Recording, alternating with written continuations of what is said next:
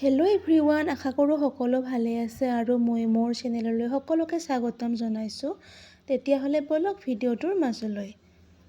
আৰু আজি অকণমান বজাৰ কৰি আহিলোঁ, যিহেতু শিৱ পূজা আৰু ঘৰতো কিবাকিবি বস্তু লগা আছিল। আৰু বজাৰৰ পৰা আহি এয়া মায়ে মোক ভাঙৰ লাড়ু বনাব দিছে।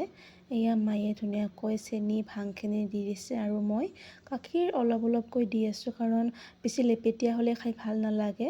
সেইকাৰণে অকণ গাখীৰ দি এয়া মই লাড়ুখিনি বনাই আছোঁ। এয়া পিঠাগুড়িখিনি মই ধুনীয়াকৈ সানি লাড়ুখিনি বনাই আছোঁ।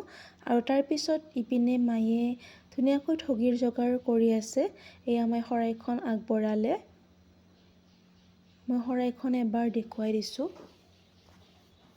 এয়া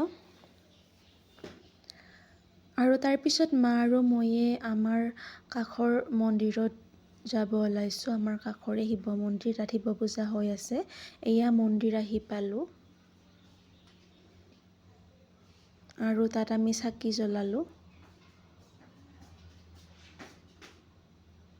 এয়া মই মন্দিৰটো এবাৰ দেখুৱাই দিছোঁ। আৰু ইপিনে আছে জগন্নাথ মন্দিৰ আৰু ইপিনে আমাৰ গাঁৱৰ নামতীসকলে ধুনীয়াকৈ নাম গাই আছে।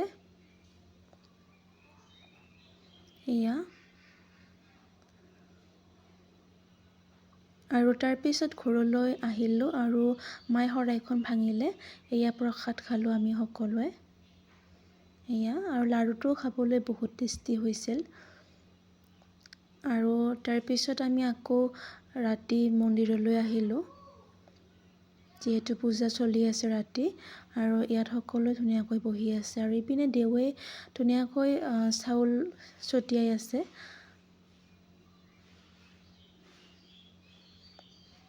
আৰু ইপিনে প্ৰসাদ বিতৰণ কৰিবলৈ আহিছে।